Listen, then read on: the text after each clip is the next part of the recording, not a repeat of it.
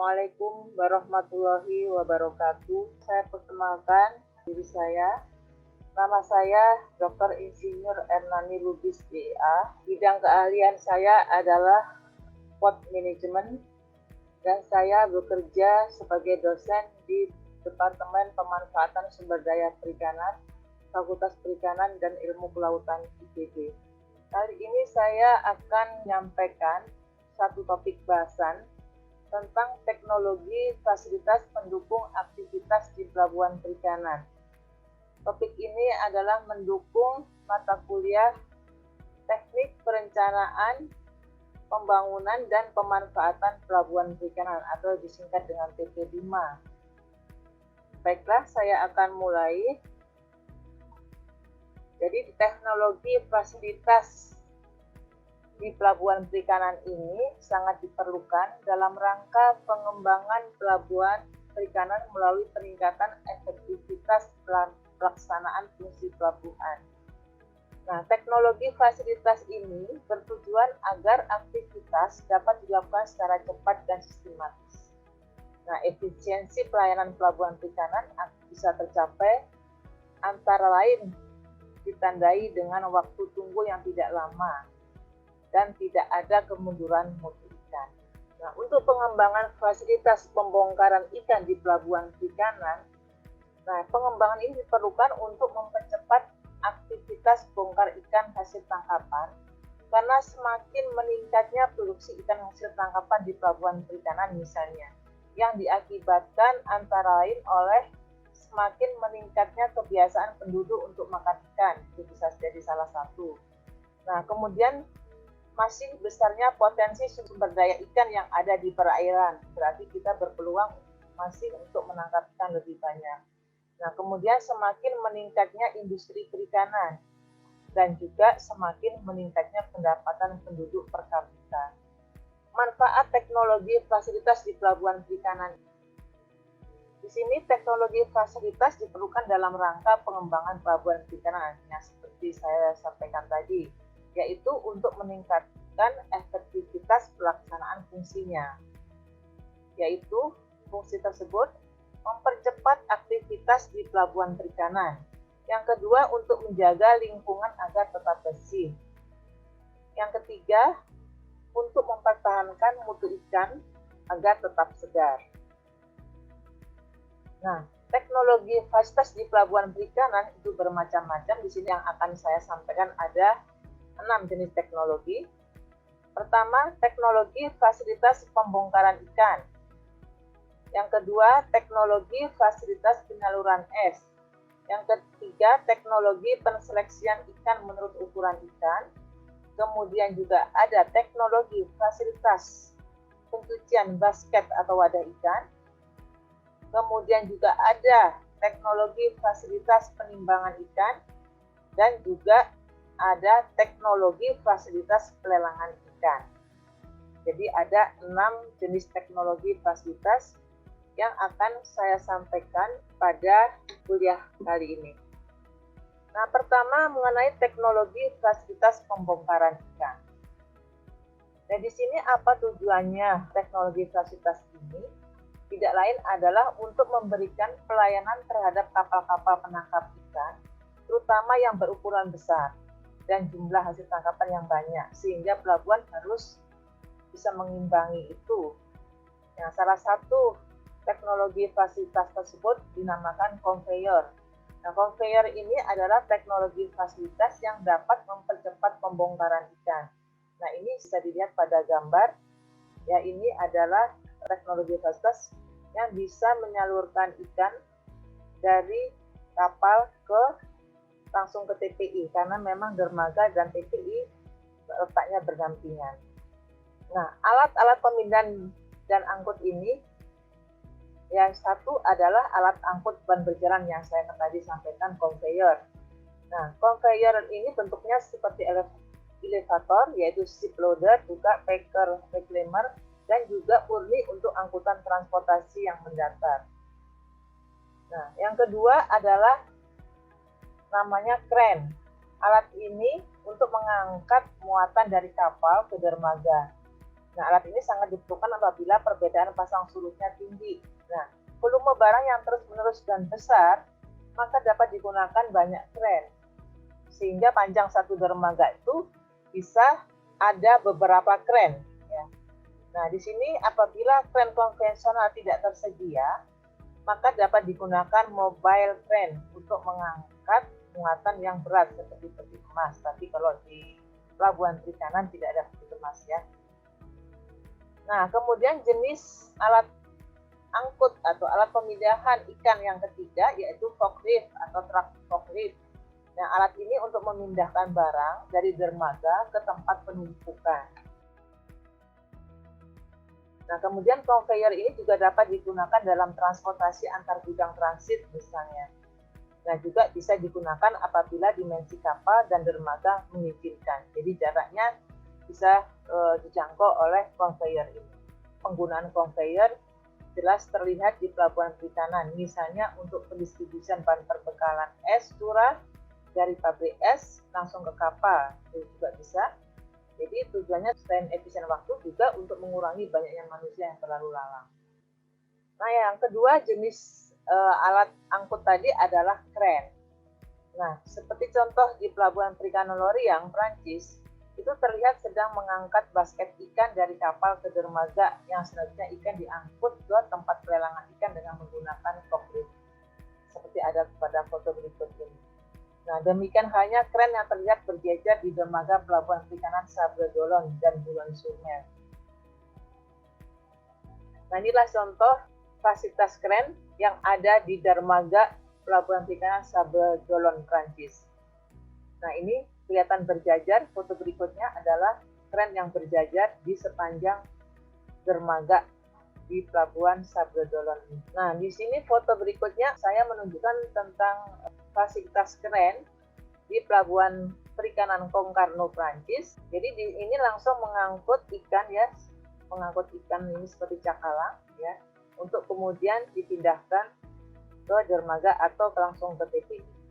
Nah, tadi forklift. Nah, forklift itu sudah banyak digunakan untuk pengangkutan basket ikan atau wadah ikan, baik di pelabuhan di negara-negara industri maupun di pelabuhan perikanan besar di Indonesia, seperti halnya pelabuhan perikanan Samudra Nizam Zahman, Jakarta, pelabuhan perikanan Samudra Cilacap, dan pelabuhan perikanan Nusantara Pekalongan. Nah, penggunaan forklift ini antara lain digunakan untuk pengangkutan dari dermaga ke TPI.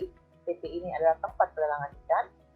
Kemudian juga untuk pengambilan dan peletakan barang atau wadah ikan tadi dari TPI atau juga dari pabrik pengolahan ikan, ya. Kemudian menuju ke mobil angkut. Kemudian juga bisa untuk pengangkutan ikan dari TPI ke perusahaan-perusahaan pengolahan ikan di lingkungan pelabuhan perikanan tersebut. Itulah kira-kira fasilitas teknologi pembongkaran ikan di pelabuhan perikanan. Nah, berikutnya saya akan sampaikan tentang teknologi fasilitas dalam penyaluran es dari pelabuhan perikanan ke kapal penangkapan ikan. Nah, ini fotonya. Kita lihat di sini foto. Jadi conveyor di sini untuk es ya, di atas itu panjang. Nah, kemudian ada penyaluran es, alat penyalurannya ya ke bawah ini, dari atas ke bawah menuju ke palkah-palkah es di kapal-kapal. Jadi ini beberapa kapal bisa sekalian untuk mengisi es di sini. Jadi prosesnya bisa cepat. Teknologi untuk penseleksian ikan menurut ukuran ikan. Nah, di sini kita lihat ada foto, ada dua macam yang saya tunjukkan pada foto ini, yaitu teknologi proses untuk penseleksian ikan, sehingga dapat memilah ikan secara cepat berdasarkan pada ukuran. Nah, ikan dengan ukuran-ukuran tertentu akan terseleksi secara cepat. Jadi di sini ukuran-ukuran tertentu dia akan masuk ke tempat-tempat tertentu yang sudah disediakan, sehingga nanti tempat-tempat tersebut seragam ukuran ikannya adalah ukuran sekian misalnya. Nah, kemudian saya akan sampaikan juga ada teknologi fasilitas untuk pencucian basket atau wadah ikan. Nah, ini contoh foto teknologi fasilitas untuk pencucian ikan. Nah, ini tujuannya agar setiap basket selalu dalam keadaan bersih ketika akan digunakan. Dan teknologi fasilitas ini adalah pencucian basket secara cepat ya dengan air panas. Nah, fasilitas ini mampu mencuci basket ikan antara 600 sampai 800 per jam. Nah, kemudian ini adalah foto basket-basket ikan yang ditumpuk untuk dapat digunakan kembali karena sudah bersih dan sudah kering. Jadi setiap memakai fasilitas ini atau basket ini harus yang bersih supaya tadi ikan tidak terkontaminasi bakteri. Nah, kemudian selanjutnya saya akan jelaskan tentang teknologi fasilitas penimbangan ikan. Nah, di sini kita lihat di foto. Nah, teknologi penimbangan ikan ini dilakukan sebelum ikan itu dilelang. Jadi, pertama ikan setelah dibongkar, dan kemudian dipilah. Setelah dipilah kemudian ditimbang dulu, baru nanti dilakukan pelelangan ikan. Nah, alat lelang elektronik ini mampu menimbang 750 basket per jam. Nah, jadi di sini sebelum lelang dilakukan, tadi saya sampaikan ditimbang dulu ya basket yang sudah berisi ikan tadi. Nah, setelah itu barulah nanti ikan itu masuk ke ruang sebelah, yaitu di ruang lelang. Nah, kemudian teknologi fasilitas pelelangan ikan. Nah, teknologi fasilitas pelelangan ikan ini merupakan suatu aktivitas awal dalam memasarkan hasil tangkapan di pelabuhan perikanan. Kita semuanya sudah tahu ya bagaimana aktivitas pelelangan ikan. Nah, jadi melalui lelang ini akan didapatkan harga jual yang layak berdasarkan kategori kualitas ikan tentunya. Di negara-negara yang termasuk dalam Uni Eropa seperti Prancis, Belgia, Jerman, aktivitas pelelangan ikan sudah menggunakan teknologi komputerisasi sehingga lelang menjadi lebih efisien dari segi waktu dan tenaga. Nah, standar lelang ini berlaku untuk negara-negara Uni Eropa. Jadi di sini praktis sekali melelang ikan. Jadi ketika dilelang tadi, seperti saya sampaikan, ikan sudah ditimbang terlebih dahulu. Kemudian ketika sebelum lelang dilakukan juga sudah didata siapa-siapa saja yang akan mengikuti lelang, sehingga nama-namanya sudah terdaftar di komputer ya. Nah, ketika nanti akan sudah selesai lelang, siapa yang menang nanti akan keluar sendiri label, oh si ini namanya ya telah memenangkan lelang pada basket ini misalnya gitu ya, dengan jumlah berapa kilo. Nah, ini foto berikutnya ini memperlihatkan fasilitas teknologi pelelangan ikan yang berkomputerisasi tapi bergerak. Jadi di sini kita lihat ada foto fasilitas lelangnya ya. Kita lihat di fasilitas lelang ada layar ya, kemudian di fasilitas ini juga ada pelelang ya yang sedang duduk. Nah, ini nanti dia mendatangi kelompok-kelompok basket yang siap dilelang. Setelah selesai pada tempat pertama misalnya, nah nanti dia akan terus keliling sampai tempat terakhir ya, tempat A, tempat B, tempat C, dan sampai selesai. Nah, di layar ini kita lihat berapa kilo per basket ikan yang dilelang. Nah, kemudian juga berapa harganya per kilo. Ini ada ya. Jadi nanti ini kita lihat banyak orang yang sedang ikut lelang ini berdiri ya. Nah, selanjutnya ini adalah proses pelelangan ikan tapi berbeda dengan yang tadi. Kalau ini semua peserta lelang disediakan tempat duduk dan di setiap meja sudah disediakan tombol. Tombol ini ketika nanti dia menyetujui ikan yang ditawarkan, harganya, misalnya kualitasnya, nah dia akan pencet tombol itu. Nah, kita lihat di sini banyak orang yang sedang ikut lelang, kemudian depannya adalah pelelang, ya. Dia akan menjelaskan berdasarkan data yang ada di komputer depan dia.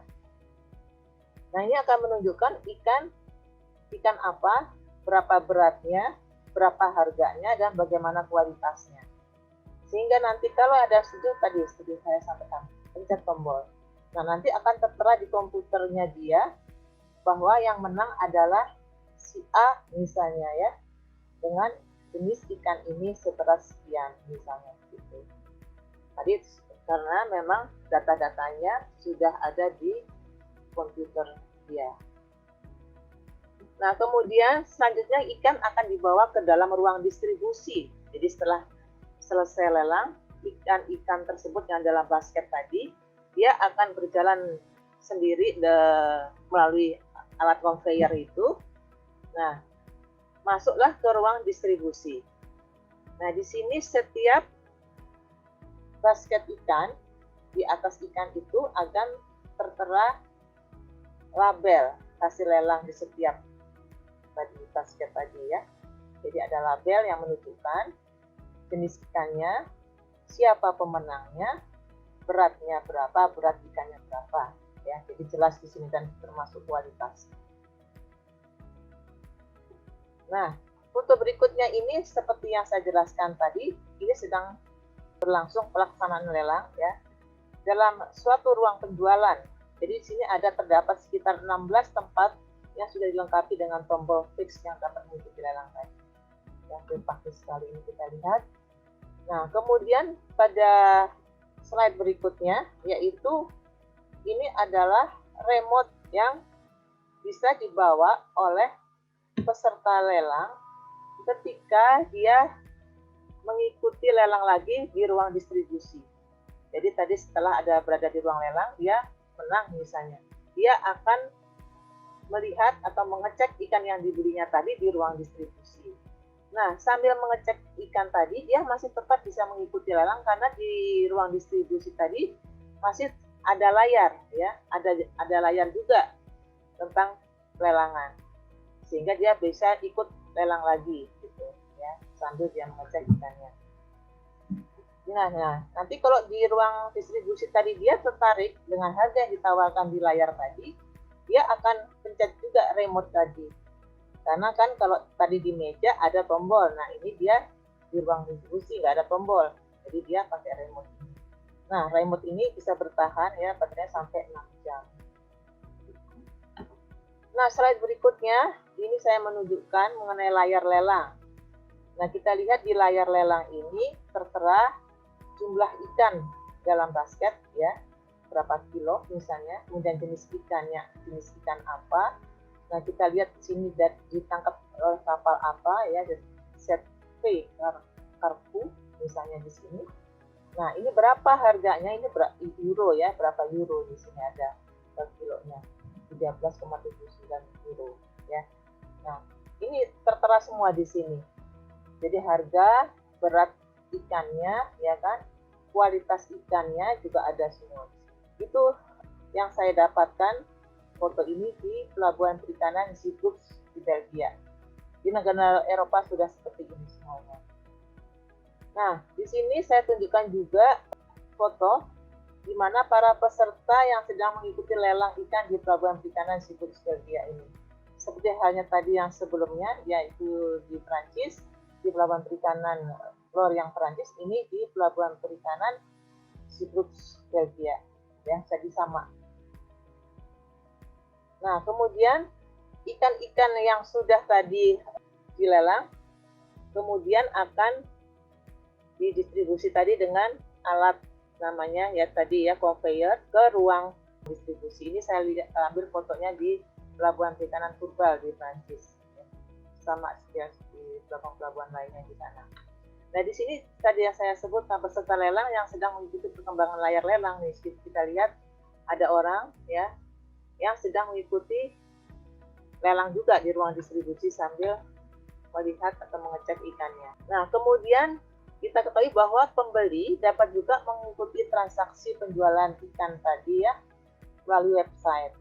Nah, jadi tidak perlu datang ke pelabuhan perikanan karena data-data sudah jelas semua ada di dalam komputer ya, tadi seperti jenis ikannya apa ya kan, kemudian beratnya berapa, kualitasnya apa. Nah, itu semua sudah tertera sehingga dia nggak perlu lagi mengecek ya di pelabuhan perikanan. Jadi dia mengikuti transaksi pelelangan ini melalui website. Nah, sekarang mengapa teknologi fasilitas di pelabuhan perikanan ini diperlukan? Nah, ini ada beberapa poin yang saya akan sampaikan. Jadi tujuannya pertama, penggunaan waktu untuk berbagai aktivitas bisa lebih cepat.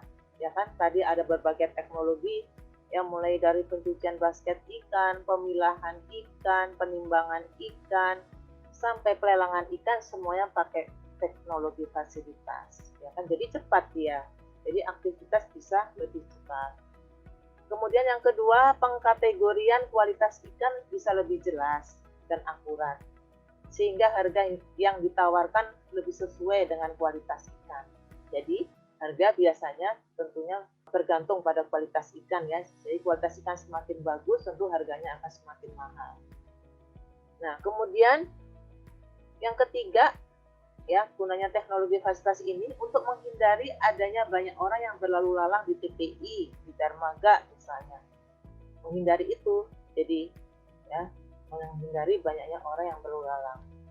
Dan yang keempat, ini lingkungan pelabuhan perikanan bisa lebih terjaga, khususnya agar tercipta pelabuhan perikanan berwawasan lingkungan atau yang kita namakan eco-fishing port. Nah, ini untuk pelabuhan perikanan Indonesia ke depan diharapkan adalah pelabuhan perikanan yang berwawasan lingkungan, eco-fishing port ini ya. Itulah kira-kira manfaat tadi dari teknologi fasilitas di pelabuhan perikanan. Nah, sekarang bagaimana dalam menentukan apakah suatu pelabuhan perikanan itu sudah diperlukan adanya teknologi terhadap fasilitas-fasilitasnya atau belum misalnya. Nah, itu kita perlu analisis. Pertama, jenis dan volume barang yang diangkut misalnya. Kemudian bagaimana kesiapan sumber daya manusianya misalnya ya. Nah, itu kita lihat juga. Sudah bisa belum kita terapkan teknologi fasilitas. Kemudian jenis dan volume barang yang diangkut. Memang jumlahnya banyak sehingga perlu teknologi fasilitas untuk pengangkutan ya, misalnya tadi conveyor atau kren tadi. Nah, kemudian bagaimana dana yang tersedia. Nah, dan terakhir perlu juga dianalisis bagaimana kondisi sosial para pengguna pelabuhan perikanan itu. Siapa sih para pengguna? Ya, nelayan, penggunanya juga pedagang, pengolah ikan misalnya gitu ya. Nah, ini perlu sosialisasi tentunya kepada mereka itu. Itulah kira-kira yang bisa saya sampaikan, bagaimana macam-macam teknologi fasilitas yang bisa diterapkan di pelabuhan perikanan untuk mempercepat aktivitas utamanya ya. Dan tidak banyaknya orang yang berlalu lalang sehingga terciptalah nanti eco-fishing port. Baiklah, itu udah singkat dari saya, mudah-mudahan berkenan dan mahasiswa bisa memahami semuanya. Terima kasih. Assalamualaikum warahmatullahi wabarakatuh.